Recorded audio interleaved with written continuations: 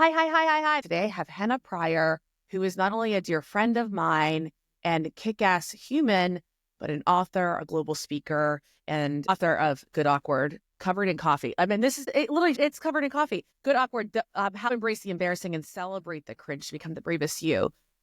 Where do we even begin? I don't even know where to begin with you, because I think that the way in which you approach this book has so many applicable things for autism parents, and how we can choose to live larger even when we fear interactions with the outside world.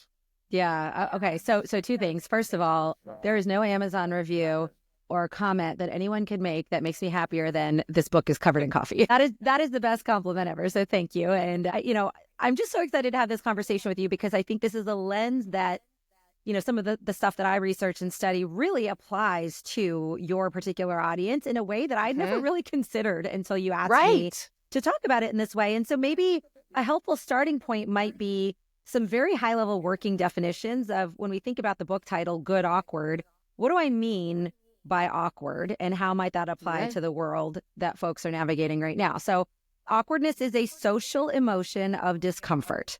So it is an emotion that does not feel good. I'm not pretending that it does, but it exists in and only in social situations. So if something happens at home and no one is there to see it, you might have a range of emotions running through you, but awkwardness, embarrassment, those aren't typically the emotions you're feeling. They could be frustration. They could be anything else.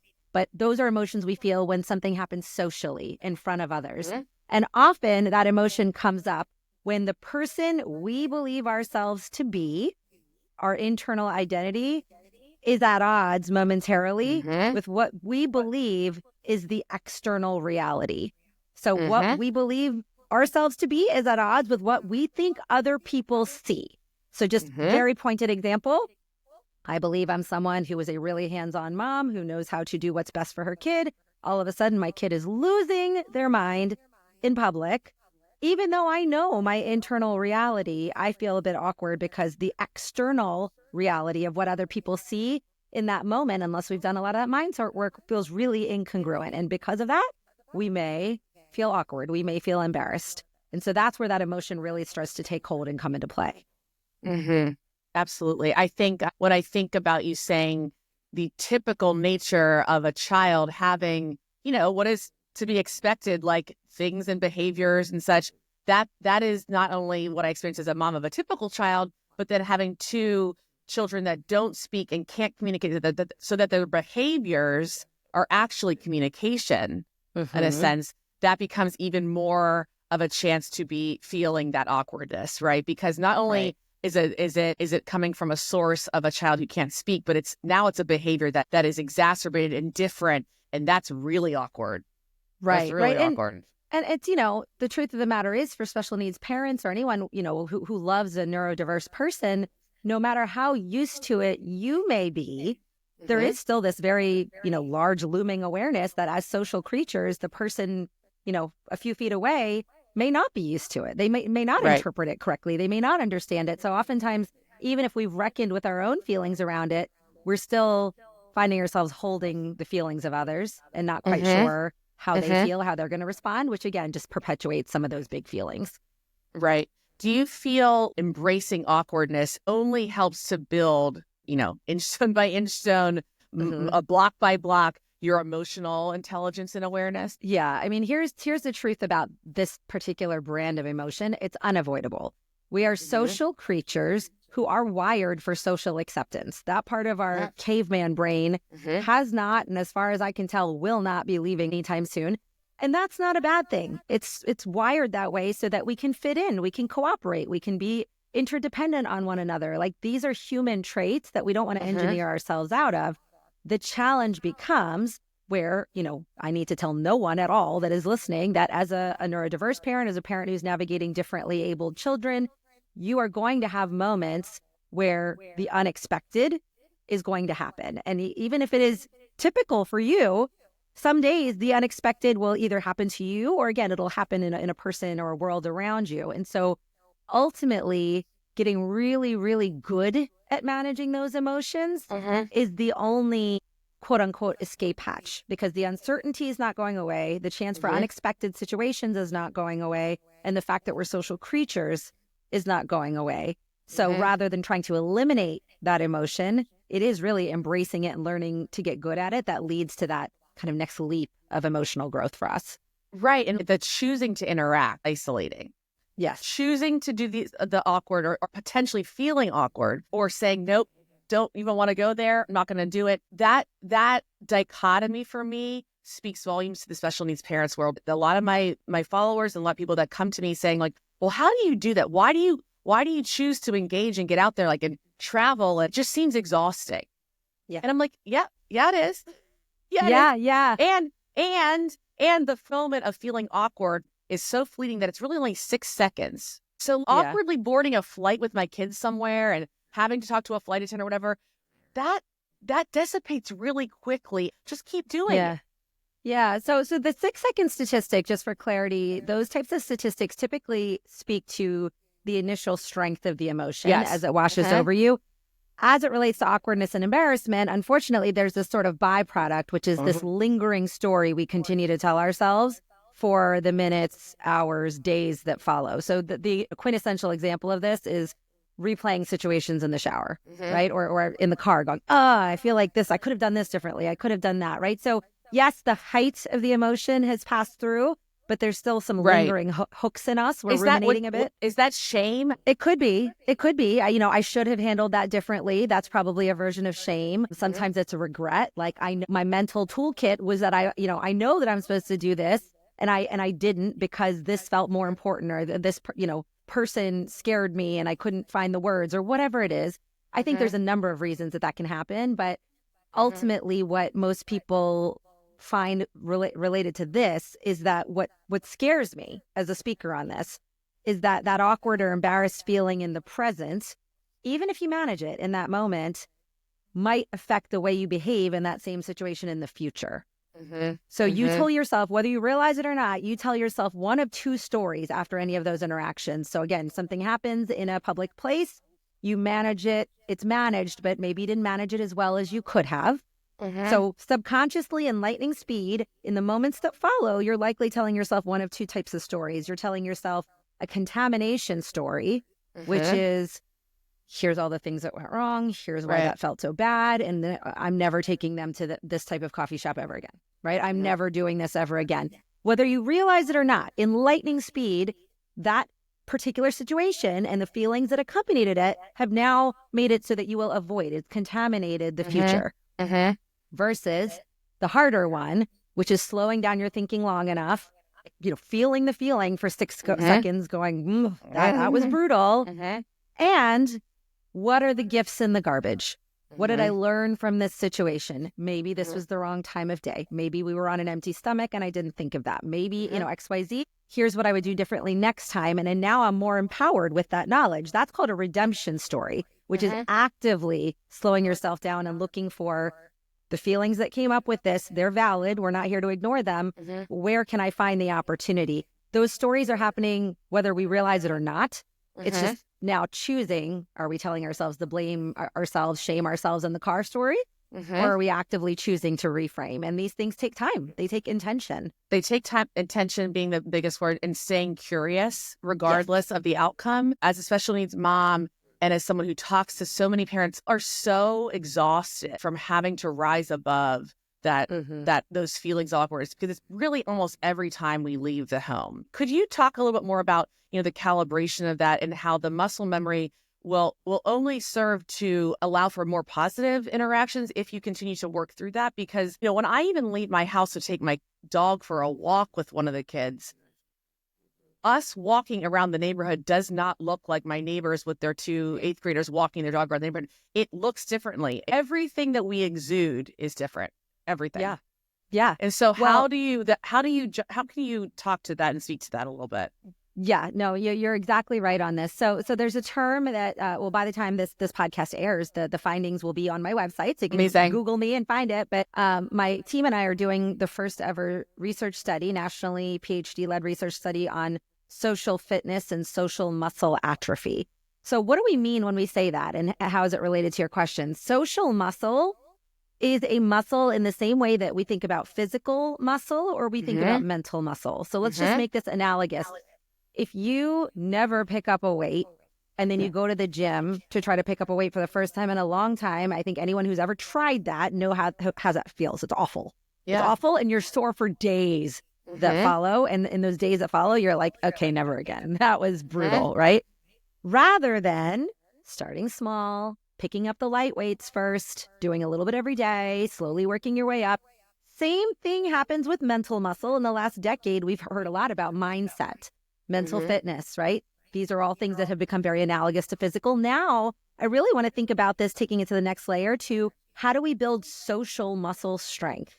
So what you're describing, Sarah, is not just managing your kids at home and having the resilience to be able to manage those tough moments, those moments where communication is frustrating and they're not quite, able to get their even their nonverbal cues aren't quite tracking, all these things that are tough enough. But now we're adding the layer of, I'm taking a walk around the neighborhood and the neighbors are out and they're wondering what's going on over here, right? So we're adding this social layer to it. And I just want people to consider that, like anything else, like all of the other ones, it is a muscle that requires strengthening. And so little by little, maybe again, if you're trying to start to find the courage to do more outside of the house, it is starting in your neighborhood. It is starting on your, kind of block. That's it. That's it. Yep. Nobody's saying go to the mall, right? Start on your block. Start on your, smaller stakes situations. Build the muscle slowly. But the absence of doing that becomes, well, Disney World is way too daunting. Of course it is, right? Of course it is. That is me trying to lift a 300-pound barbell. I'm capable of that.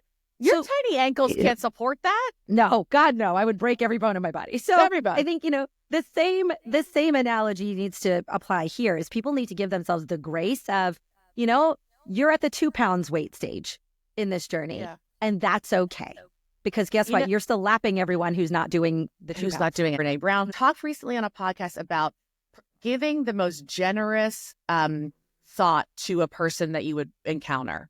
Like, what is the most generous thought I can put on that person? And I think as a special needs parent, whenever I'm out in the community, literally whenever I'm out anywhere, people are looking. People look, right? What if they're just curious? What if my neighbors are just wondering, oh, I see a special needs transportation service pick them up every morning. Maybe the stairs are just them piecing together because they're curious. So let's nerd out for a second. This is not something I actually brought up in the book, but there's an interesting piece of behavioral science research that I've become very obsessed with. It's called the von Restorff effect, which essentially is human beings' very innate programming to notice differences in the surroundings. Yes. So if your brain is just wired, so a lot of marketers use this to their advantage. When there's certain things we're expecting and all of a sudden we see something else, our brains very naturally, without thinking, subconsciously notice the fact that something is different. So to your point, I think giving people the curiosity thing is throwing a lot of credit their way that may or may not be there. To be honest, forget about curiosity at this point. They are just mentally doing the very natural thing of something in this moment is different than its surroundings, which has caught my eye, right? Hopefully from that place, maybe curiosity is their next move. But even before that happens, there's the von Restorff effect, which is something is different than what I expected.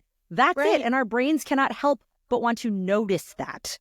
Right. And that's very innate in every human being that is neurotypical to be able to do something like that. I would love to hear your take on this in speaking to groups. I never expected Gen Z to have such a high emotional intelligence capacity. Could you speak to that maybe on a generational thing? Because I find it very different because there's parents of older special needs adults that are shocked that I live so out loud. And I think, well, maybe that's just the progression of the emotional capacities of the generations and the desire to learn about the research that you're doing. Yeah. Okay. I'm going to answer this in a way that's going to sound like I'm going rogue, but I promise it's going to tie back. So my friend Jason Dorsey is a speaker, author himself, and he speaks a lot on generations. And one of the quotes that I love of his, he says, technology is only new if you knew life before it. Correct. Okay. So he's talking about technology, but technology is only new if you knew life before it.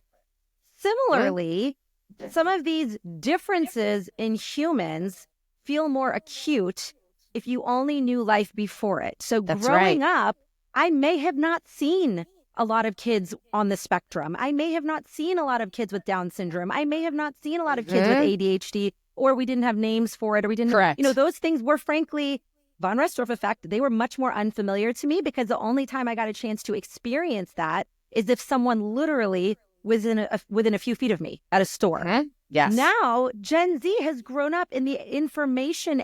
We live in an era of information parity, meaning there are very few disadvantages. People have access to seeing these people on social media, to seeing them in campaigns, in Target ads. This is not the different thing that a lot of us grew up with. So for them, it is their lived experience. It is normal. And so it does not surprise me, and it delights me that there is this more normalized acceptance, compassion, because of how they grew up, because of the day they were born, they saw this stuff at a rate that we didn't. And so I'm just grateful that technology, while it has its downsides, this has been the significant upside. I know social media gets such a bad rep. Oh, sure. The exposure to differences and to lives and to realities of others, I cannot help but see as a win. I cannot. Yeah, sure. I think a lot of times, I hear, again, it can be generational, but this, there wasn't as much of this when we were younger. Okay, if you have the evidence of that, go ahead and pull the receipts. You're welcome to fight me on this, but also remember that you just didn't see as much of that. Right? It didn't mean that it didn't exist. It just meant that there was no way to see outside of your immediate sphere of influence. And so, I agree with you. In that way, social media, absolutely, anything on this earth has its shadow side, its light side. We can talk about that about anything. But I do think the one great thing is what I would consider is the sort of level setting and normalization of things that were once in a while occurrences in a lot of people's lives, which just by default creates a little bit more awareness and acceptance, and hopefully curiosity. Still working on that, but hopefully. Yeah. Do you ever think, though, too, the older, probably like our parents' age, if not older, the ones that have continued to stay curious about the younger generations, or to invest in knowledge of wanting to learn about the technology, wanting to learn about the social media positives, end up being the ones that I think can say, you're right. I didn't grow up with this, but I can see how it was always there. Yeah. So there's something interesting that I read that will forever stick with me. And I talk about this in my keynotes a lot. So I work with workplaces mostly, but I read a book. It's called 14 Talks by Age 14. It's by a child psychologist. And one of the chapters is about technology. So my daughter is now 14, but I read it last year, the year before. She got a phone, and I would say things over and over to her like, Layla, I wish you would just, put your phone down. It's always in your hand. It's like an extension of your arm. When I was your age, I didn't even have that thing, and you can't even put it down, right? Well, a lot of us do that, right? Generationally, I didn't even have that. It's crazy to me how they can't even let go of these things. And then I read this book, and there was a section that talks about conversation crashers. And it said to me, essentially, anytime you say something like that, I didn't have this at your age, all they can hear in that moment is, I can't help when I was born. Right. Like, sorry. I can't help when I was born. So to answer your question, I think when it comes to generational acceptance of some of the differences in anything right now, it's less about, I didn't blame myself in that moment. I didn't shame myself in that moment. But that moment opened my eyes to these people living a different experience right now can't help when they were born. So if my priority is to create a real relationship with this child, be them special needs, a different generation, whatever, then the onus is on me to at least spend a little more time getting curious about my own assumptions, my own biases, and how am I actually creating armor in the way of that. When I read that, I couldn't unread that. I think about it all the time, and I'm like, oof, she stopped listening to me the minute I said that. So it's on us. And being curious not only about the others or accepting someone's curiosity, but doing it intrinsically, internally, to a sense that it's fulfilling. Stay curious about why our biases are what they are, about how our lived experience, where we grew up, like questioning even our own lived experience. Yeah. Can we? And I think this feels like a great opportunity to bring back this sort of interacting versus isolating. Now, I don't love this. In fact, this is the heart of my work, but people struggle to talk to each other right now. We are in a social muscle atrophy crisis. This is the heart of my work. People date by swiping. They would rather run to the self-checkout line than go see a cashier. I recently read something that 31% of adults, not children, adults will hammer an elevator door button shut just to avoid riding with someone. This is not introverts. This is introverts, extroverts. This is everyone. We are in a crisis of social muscle atrophy. Why do I bring this up? Because we as adults, caregivers, if we are struggling, again, not by any fault of our own, because of this society that we now live in that makes everything 2 clicks away or optimizes for smoothness, if we are struggling to have the most mundane social interaction, then imagine how difficult it's going to be to interact with your good friend, special needs child, who is not going to give you the expected response. If you do not condition in the small moments, if you are not courageous enough to strike up a conversation with somebody in the grocery store line, then this is going to be very challenging for you when it comes to someone that you care about that requires a little more from you. So where are you starting? Where are you practicing? It lands anywhere where humans are present, right?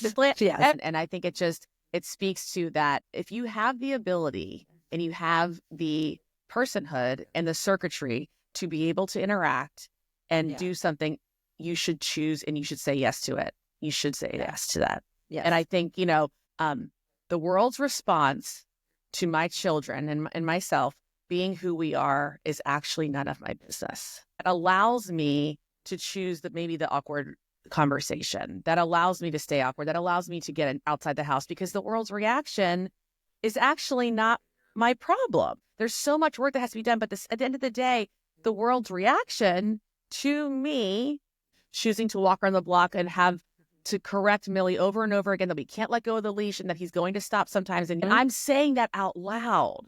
Yeah. That's okay. And people, look, if they say curious to me and ask and engage, then I can engage too. Right. Yeah. Their reactions have more to do with a lack of practice than they do the wild judgment that we are assuming or assigning to them. There's a construct in social psychology that I love that I talk about in the book called vicarious embarrassment. So just imagine, let's take, neurodiversity out of the equation for a minute. Let's just say you are a caregiver of a toddler and that toddler is throwing a wild tantrum in the grocery store. And let's just say it's me. I'm a mom. My toddler's throwing a wild tantrum. I feel super embarrassed. I wish it would stop. But there are some people in that grocery store who would see that and go, oh, that sucks. And then they move on with their day. They're like, I feel bad for them. They move on with their day. Yeah. There are other people who experience something called vicarious embarrassment, which is actually a function of empathy, where in their entire body, they are losing it. They are losing it as though that is their own child crumpled on the floor, bright red, snotty, right? And again, it is a function of empathy. Now, I'm not here to engineer empathy out of anyone, but what becomes sneaky is if you're very high on vicarious embarrassment, meaning not only are you embarrassed with other people, but in some cases, that parent might be just fine. They're just like, oh, my kid is tantruming, right? Exactly. Right. And you're taking that on for them. And that's actually, in a way, a sneaky form of judgment. So I always just encourage people dark empathy. Be... Is that what we call dark empathy? So vicarious embarrassment, it could be, I don't know. I don't love the word dark, right? But I think, other people have referred to it that way. Essentially, it's when your empathy actually sort of morphs into a form of judgment because you're the only one feeling it. The person who's actually experiencing it is just fine. Right. And so the reason I like people to start to get in tune with their vicarious embarrassment is because when we tend to be high on that particular form of empathy, it's called empathetic embarrassment. Right. So if we become high on that, what happens is when our own issues feel front and center, we tend to think that everyone also reacts that way. Everyone is watching us and having this whole warm feeling up and down their body. Okay, it's possible, but also probably not. They've probably already moved on. It's the spotlight effect. Tom Gilovich out of Cornell calls it the spotlight effect. We think people are paying much closer attention to us than they actually are. Maybe they did feel that for a moment, but guess what? Good shot. They're already on to the next. Right? They're already on to the next. Yeah. Okay, before we end, I'm going to take us back to something that I'm going to totally pivot and I'm going to put you on the spot. Okay. Do you think that your ability to grow as henna began with your own parents owning who they are and allowing you to become the best henna as a child? Talk to me about your family of origin and where you are now, because I'm realizing more and more in my own work that I have grounded feelings in how beautifully my own parents allowed me to grow. So I'm going to probably surprise you when I say, oh, and actually, Yes. and here's why. Right. So I actually learned, and I wish I'm actually quite mad at myself that I don't have the psychology terms at my fingertips, but I read something that essentially is the way that you are raised. If there's a strong conditioning or framing or priming in a certain direction, that typically when you grow into an adult, you either, kind of embody that, you move towards it, or if there's something that you experience, you move very much away from it. So you sort of like your pendulum goes either, closer to it or like, nope, I'm not going to be like that. This mine is actually the latter. So I grew up, my parents are amazing. We're very close, but culturally, I grew up in a South Asian culture where there was an expression I heard often growing up, which is "lo kya kenge," which translates to, but what will other people think? Whew. What will other people think? All of my life decisions as a child were not what makes you happy or what makes you embodied, but what will the community say? What will other people think? And that was my very deep-seated lens through which I looked at the world for a very, very long time. And it was only once I came into adulthood and realized how much that wasn't serving me that I had to make a very intentional, in some ways painful, concerted decision that my life's work was going to become living in a way that actually did not subscribe to what will other people think to drive my every behavior. So mine was the opposite. I wouldn't say as much as I love my parents and they gave me so many great qualities, that not caring what others think and embracing my awkwardness was not one of them. That was something that actually, as a result of having that so drilled into me, I pendulum swung the other way to decide that I was going to live my adult life in a very different way. That's fascinating. I did not expect for you to say that. I was really expecting you to say the opposite. How do you feel like in your life's work now, in leaning so deeply into that, how's the conversation changed with your own parents? Oh, I think, my parents now, I feel very kind of proud to say that they've learned from me to care a little less. Like, what do their peers think? I think they're more interested in this living life out loud than in the way that they grew up. And what they also are appreciative of, and they compliment my husband and I on this, is the way that we're trying to create this in our kids. We have dinner table conversations that we have 3 dinner table questions. One is, what was the best part of your day? What's something new you learned? But the third one is really the key one. And that is, what's something that gave you butterflies today? So we always ask the butterflies question, but butterflies isn't just what's a natural scary moment, but what we're actually asking is, did you seek something out that made you a little, like I had to confront a friend, or I had to raise my hand, or I had to speak in front of the group? They know that if they don't have one, it's fine. But when they do, we're celebrating. Not did it go well, not did you nail it, but did you do it? Did you put yourself out there? And so I think what my parents are grateful to see is that we're sort of able to actualize this with our own children, which is, for them, they're very proud of that. That's awesome. I think, and again, that's the beauty of the evolution of families and family systems and how they can change. And like you're saying, the pendulum can swing so far. And yet the lessons don't have to be labeled as, or the changes aren't good or bad. They just are. They just are. And I think that's one of the coolest things I love about your work, and especially the book, is that you took something that was innately you. Yeah. Like you did not ascribe to that feeling of like, what did the people think? Innately. And how cool is that's innately Henna. I feel the same way, but I'm doing what really resonates within me. And I think that in supporting any of our children to do that going forward, whether it's for me and Mac and Millie, it's going to look so different than another 9-year-old is, but it's still part of her curiosity and her growth. And it doesn't make it any different than a typical child. It really doesn't. It doesn't. And just, again, I love this idea of generous assumption from other people. When your child is doing something different, just please, if there's one takeaway from today, remind yourself that it is the human condition for us to notice difference. But anything else that you want to assign to that, just please pause and tell yourself for a moment, unless there's evidence, unless they said something to you, anything else you're assigning to that is a story. It's a story. Your imagination is really awesome. But it's a story. So, force yourself to acknowledge the fact, unless there's evidence differently, it is a story. And that story, it's up to you to decide, is it serving you or is it not? And from there, you can make an empowered choice. As the ports say, take a beat. Yes, take a beat. Take 10 beats. Take 10. I'd love to take a whole day of a beat sometime. I know. Right? Not in my cards, not in my hand. Henna, thank you so much as always. Your ability to be so authentic, so curious to life, and what you speak to and how you're impacting, I know is so authentically you. And that's what I love. And that's the conversations I love having here, is that you are you. And because you are you, you get to inspire others. No, So I appreciate you so much. Thank you for living out loud, Sarah. You're so welcome. All right. We'll talk to you next time here on the Inchstones.